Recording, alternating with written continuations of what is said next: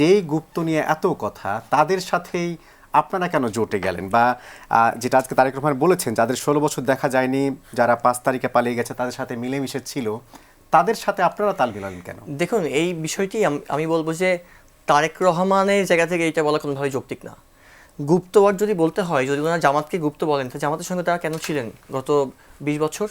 জামাতের সঙ্গে মিলেই তো আন্দোলন করে, গুপ্তের কথা বের হয় না। তো একসাথে মিলে তারা আন্দোলন করেছে, সরকার গঠন করেছে।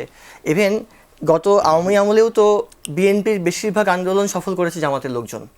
এবং দেখেন 29 ডিসেম্বর 2013 মার্চ ফর ডেমোক্রেসির দিন, যেদিন বেগম জিয়া বের হতে পারছিলেন না, ঢাকা শহরের লাখো লাখো মানুষ কিন্তু উপস্থিত ছিল। ইভেন আই ওয়াজ ডিয়ার, আমিও ছিলাম আন্দোলনের জন্য। কিন্তু বিএনপির একজন নেতাকেও বাইরে আমরা আসতে দেখি নাই।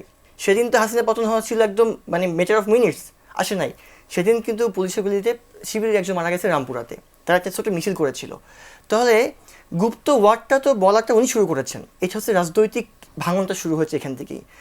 কাদা আপনি যদি মারেন আমিও একটা মারবো, আপনি ইট মারলে আমি পাটকেল মারবো, এইটা শুরু হয়েছে। এই শুরুটা কোনোভাবেই একটা দলের প্রধানের কাছ থেকে আমরা আশা করি নাই। দ্বিতীয়টি হচ্ছে যে মিলেমিশে ছিলেন, এই কথা বলতে হলে তো আমাদেরকে বলতে হয় মিলেমিশে তো তাহলে ওনারাও ছিলেন।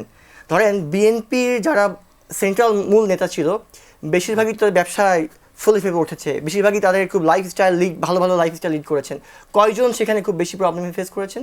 বরং সেখানে তো যাদেরকে ইন্ডিকেট করা হচ্ছে জামাত শিবিররা বেশি প্রবলেম ফেস করেছেন। জামাত এবং শিবিরের সবচেয়ে বেশি লোক মারা গেছে, সবচেয়ে বেশি গুম হয়েছে, সবচেয়ে বেশি জেলে গেছে, সবচেয়ে বেশি মামলা খড়গ নিয়েছে। হাজার হাজার শিবিরের ছেলেরা কিন্তু লেখাপড়া শেষ করে দিয়েছে। তাহলে এইটা আমরা চাই না এই দেশে এসে। আমি ভাইয়ের সাথে একটু মিলাতে চাই। এই গভর্নমেন্টের মূল কাজ ছিল কি?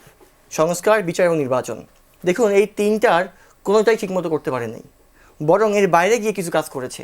ইভেন আমরা চেয়েছিলাম যে আমার বাংলাদেশ থেকে দুর্নীতিটা অনেকটা লাগাম টেনে ধরতে পারি নাই। আমলাতন্ত্র আগের চেয়ে শক্তিশালী হয়েছে, আমলাতন্ত্র ভাঙতেই পারি নাই আমরা। তাহলে এই যদি এটা যদি না করতে পারি, তাহলে কে করবে? কোথায় কি যাবে? আগে ঘুষ দিতাম 5 টাকা, এখন দিতে হয় 10 টাকা। কারণ কি বলে ভাই, জিনিসের দাম বেড়ে গেছে। আমি এখন বলে যাই, সুপ্রিম কোর্ট যে জায়গাতে চিফ জাস্টিস চাচ্ছেন যে কোনোরূপ যেন ঘুষ না থাকে, সেখানে মামলা লিস্টে আনতে হলে 20,000 টাকা ঘুষ দিতে হয়। তাহলে কি আগে ভালো ছিল? আগে না, আমি এইটা বলবো না আগে ভালো ছিলাম না খারাপ ছিলাম। হ্যাঁ, কিছু জায়গায় তো ভালো মন্দ থাকবেই। কথা হচ্ছে আমরা চাচ্ছি টেনে ধরতে, কিন্তু সিস্টেমে বেড়া জালে আমাদেরকে আর বাড়তে হচ্ছে। ধরুন ট্যাক্স অফিস, বাংলাদেশের সবচেয়ে বেশি রেভিনিউ ইনকামের জায়গা, ট্যাক্স অ্যান্ড ভ্যাটের অফিস। সেখানে আমি যদি ট্যাক্স দিই 1,000 টাকা, ঘুষ দিই 2,000 টাকা। এখনও সেটা বহাল আছে, কমেনি, বেড়েছে। আমি কোথায় ঠিক করতে পারলাম? আমি চেঞ্জ করতে পারি নাই।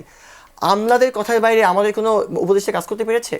ওই দিন ফজলুল কবির সাহেব বলেছেন যে এই মাইলস্টোনের বিমানটা পড়া উচিত ছিল সচিবালয়ের উপরে। কেন বলেছেন? উনি খুব হতাশ থেকে বলেছেন। আমরা তো হতাশা দেখতে চাইনি। আমরা চেয়েছিলাম যে উপদেষ্টারা এইটা ভেঙে চুরে দিবেন, সিস্টেমটা ভেঙে দিয়ে আমরা আমাদের প্রত্যাশাটা ঠিক হবে। আজকে প্রতিরক্ষার চুক্তি করছেন, গুড, এটাতে আমি একমত। প্রতিরক্ষা আমাদের দরকার আছে, কিন্তু অবশ্যই এনশিওর করতে হবে যেন সেখানে কোনো দুর্নীতি কিংবা কারোর পকেটটা ভারী না হয়।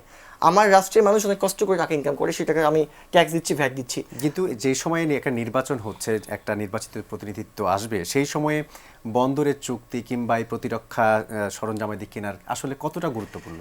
দেখুন, এই চুক্তিটা নিশ্চয়ই একদিনে হয়ে যাচ্ছে না। এটা নিশ্চয়ই অনেক দিন থেকে এটার প্ল্যানিং হয়েছে, এটা নিয়ে কথাবার্তা হয়েছে, ডায়লগ হয়েছে, দেন হয়তো ফাইনালি এটা চুক্তিতে যাচ্ছে।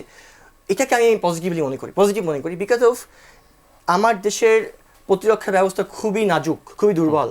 কোনো একটা দেশ যদি আমাকে একটা ড্রোনের হামলা করে, এটাকে কিন্তু ঠেকানোর মতো অপশন আমার কাছে নাই, উল্টা হামলা করার অপশনটা আমার কাছে নাই। এটা আমি ভালো মনে করি, কিন্তু এনশিওর করতে হবে যেন আমার এখানকার মধু অন্য কেউ খেয়ে না ফেলে।